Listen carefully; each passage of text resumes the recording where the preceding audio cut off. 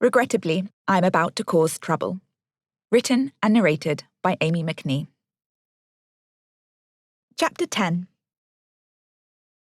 Each day that passed without hearing from my family worsened my mood, which, to be fair, hadn't been great to begin with. It was a Sunday afternoon. The witches were busy.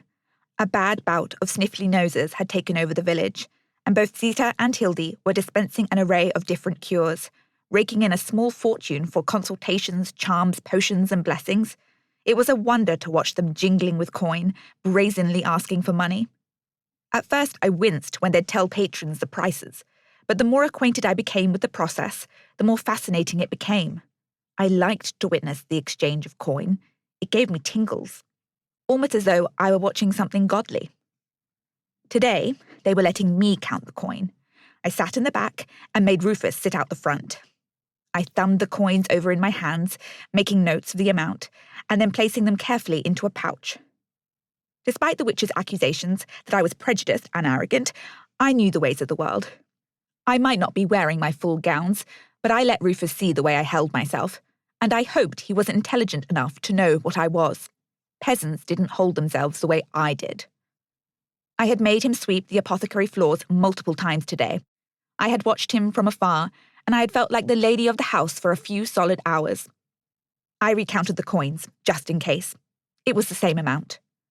I played with the riches for a little bit longer, and then I had to admit that sitting in the not-so-great hall all by myself was boring, and the perfect environment for my sour musings to multiply. I snuck back out to be with Rufus. I told him he was to stand behind the counter while I, a lady, would sit and do embroidery, like I was in court. I was stitching my 7th rose. I hated roses. How could the ladies at court do this day after day after day? I suppose they had good gossip to discuss, royal affairs to speculate over. I looked up at Rufus, wondering if he had any ability to make good conversation. I pricked myself with my needle. "Fuck!" I yelped. Rufus looked over at me, one eyebrow raised, amused. "Stitching is boring." I smacked down the stupid, strange-looking flowers. The thorns were almost as big as the petals. It looked all out of proportion. "These look like shit." Rufus looked over at my work. "They are shit," he nodded. "The thorns are too big." I glared at him. The nerve. Hildy glided out of her rooms. "I need lavender oil." I turned to Rufus. "Get Hildy lavender oil," I commanded. "The one you like the smell of." He nodded and went to peruse the bottles. "Did I hear you say you're bored?" I squinted at her. "You're deaf," I protested loudly. She grinned. "Are you deaf?" I looked to Rufus, but he was frowning in concentration at the dozens of small vials, not listening. "I only say it because you slumped over the front desk like someone has stabbed you in the back, and you've stitched 7 roses and each of them look like shit. I think you can hear perfectly well." "Pardon?" I stared at her, mouth open, not sure whether to laugh or swear. Hildy wriggled her eyebrows playfully. "Thank you, Fairy Rufus."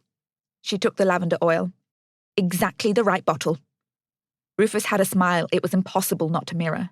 It was infectious. I wondered how old he might be. Older than me, definitely, but it was hard to tell. Hildy said goodbye to her heavily pregnant patient. Everyone always looked content when they left the shop, and no one ever resisted parting with the coin when they paid. Hildy sat with us for a while and began teaching Rufus a few more signs. "Is it usual for Zita to be with someone for so long?" I asked, both verbally and with a few gestures. It had been awfully quiet in there. "Astrology is complicated and timey. She has all the stars to explain. It takes time to—" She stopped. "What?" I asked. She was looking out the window. A very short man was approaching the shop, at speed, in courtly clothes, sporting a bad attitude. The door banged open. "Witches?" The man was weedy and very ugly, but his temper alarmed me more than his pock-marked face. Brave Hildy very calmly opened the door to her room. "Come in, my lord." The man stormed past her. She followed him without looking at us. I looked up at Rufus. "Can fairies protect witches from harm?" I asked him. "I certainly can." We sat listening to his yelling. "It amuses me greatly that she cannot hear his yells," Rufus noted, grinning. I smirked. Who is he? He asked. Hildy called him Lord, but I do not recognize him. He does not run in my father's circles. I do not recognize him either, he said. Obviously, I thought. You are high-born? Very high, I said, smoothing down my skirts. I couldn't help myself. Why are you here, then? Blessedly, I was not required to answer that question. Hildy had poked her head out of the door. Rufus stood to attention, ready for fairy action. Naught to be worried about, she smiled, hardly flustered. Maude, please enter my room for a moment. I was taken aback. Me? She nodded. Call if you need a fairy, Rufus said seriously. I entered Hildy's room. When I was in the shop front, I could pretend I worked in an apothecary, but there was no doubting where I was when I went into Hildy's healing rooms. This was a god-forsaken witch's cave. Candlelight flickered on the hanging dried flowers. The trinkets that lined the shelves sparkled and glinted magically. She was burning dried lavender, and it smelt warming but overpowering. The table was littered with sparkling rocks. The biggest one, at the centre, had 100 purple jewelled teeth jutting out of the stone. But what really gave it away was the hunched man pacing up and down the room, waggling what appeared to be a severed finger. Are you the charmer? He snapped at me. Excuse me, my lord? This healer witch said you are the resident charmer. Hildy's eyes bored into me, begging me to say yes. I mumbled. Well, it's not working. He thrust the blackened, severed finger in my face. How do you mean? I asked, revolted. I mean it's just a severed finger now. I've been asking it for Lady Armstrong's affections and I have been getting nowhere. She won't even look at me. It's broke. The finger's broke. Aye, it certainly is broke, I whispered. I turned to Hildy, with an expression that hopefully read, What the honest fuck? Why am I here? Why has that guy got a severed finger in his hand? Charmer Maude. Oh no.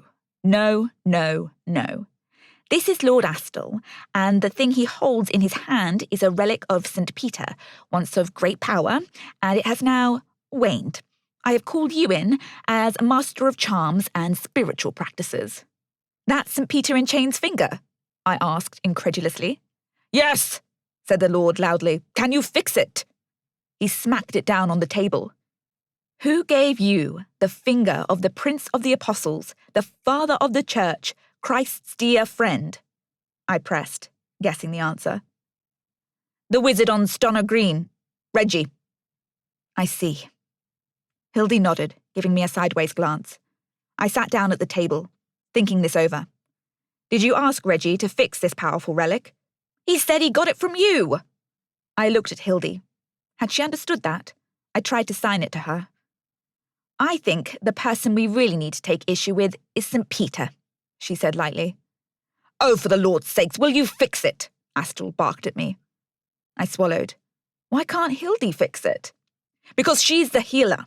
You are the charmer. Oh, Lord. I gathered myself. I might suggest that St. Peter, though powerful, has no interest in intervening in the matters of the heart. I tried. I saw Hildy watching my lips. She gave me an almost imperceptible nod of the head. Well, that isn't what Reggie said. He said... I held up my hand before he released the full tirade. It's not your fault. I picked up a semi-translucent piece of stone and let my thumb slide over its smooth surface, thinking frantically. You see, St. Peter is renowned as a celibate man. It was inappropriate for Reggie to give you his finger when your matters are far from the apostle's purview. Hildy's eyes stayed focused on my lips, trying to interpret what I was saying. Her eyes were now wide, surprised perhaps.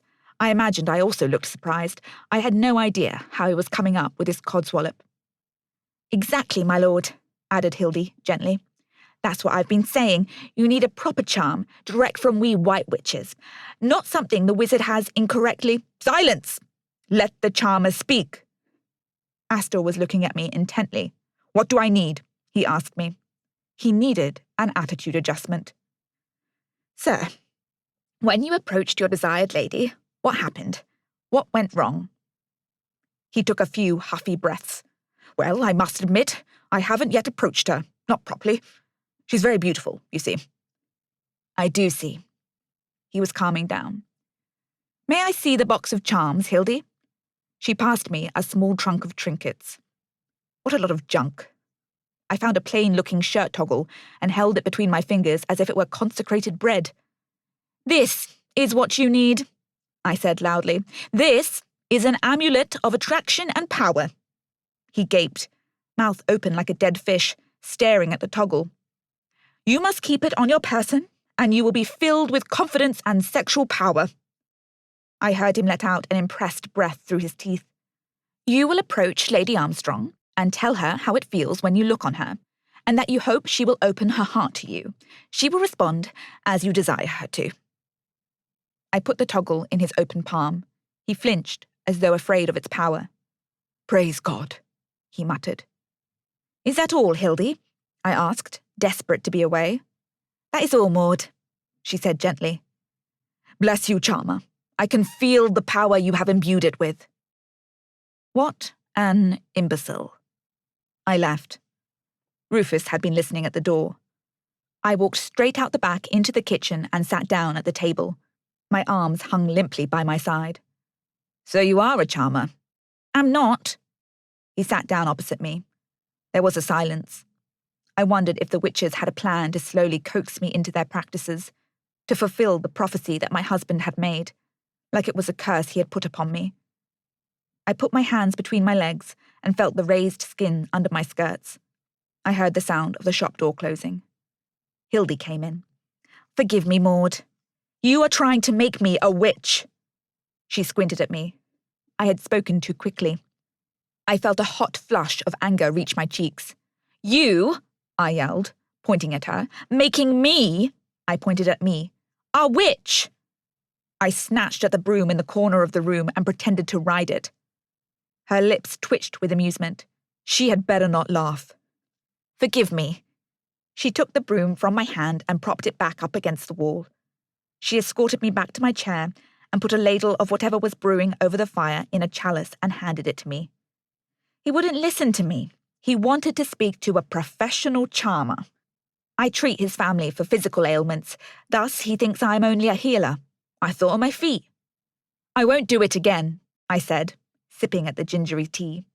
You exceeded expectations. I am not a charmer, I said into the tea, blowing a bout of steam into my eyes. You read him. I played him, I corrected her. Same thing. Anyone could have done it. Untrue. Aye, it is untrue, echoed Rufus. You weren't even there, Rufus. I listened at the door. Fairies have excellent hearing, Hildy smiled. My eyes should fatigue from the amount of rolling around they were doing. A man listened to you, Hildy whispered. I put down my cup. I have not heard of the Astral family. Is he of high status? I asked. King Henry wouldn't know him by name, but I would suspect he's been to court from time to time. That was quite high status. And he was a man, and he had listened to me. Maybe that's why my whole body was tingling with tiny needle pricks. I shook my head. No, I felt angry. The witches did not give me a voice, they took it away. Do not try to trick me, I said under my breath. Hildy put her hand on my back, and a wash of irritability rushed over me. Of course she couldn't fucking hear. Can you say it again? I turned to her and moved close to her face. Do not trick me. She looked sad. You do not give me a voice, you take it away. The courtier listened to me because he thinks I am a witch, not because he thought I was worth respect. Can we only be respected if we are married to horrible men? I stared at her. I didn't know what to say. Her face was so infuriatingly friendly. Not a hairy mole or craggy witch line touched her porcelain skin. I turned and went upstairs. I was angry and sad and irritable, and I wanted to hit things. I wanted to be looked after, and I wanted no one to be near me. I wanted to be tucked into bed, and I wanted to punch whoever dared tuck me into bed. I hated how these witch clothes were so comfortable and easy to move in. I hated how they allowed me to actually breathe and move with ease. It was like my body had found its way home. But of all the things that were making me mad, I hated how much I had liked being listened to. I slammed my door. I missed my lady's maids brushing my hair in the morning. I missed my mother wandering around the house, swaying left and right with the weight of her belly.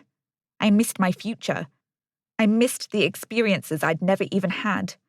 Having a round tummy of my own, being known as mother of boys, having a household to manage, becoming part of Queen Anne's court, the intrigue and politics.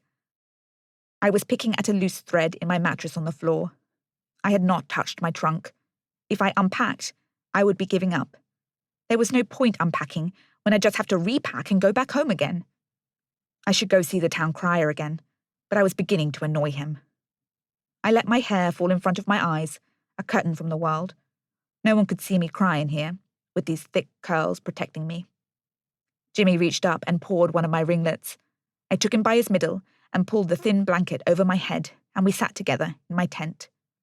I was at the Field of Cloth of Gold, King Henry's famous meeting with the French king, where there were fields of dazzling gold silk tents, like the one I was in now, where everyone who was anyone was dressed in their finery, drinking from fountains of wine, with music and dazzling jewels wherever you looked. I took that ragged, three-toned breath that happens after you cry. The evening light shone through my window, and then filtered softly through the sheet. My tent sparkled.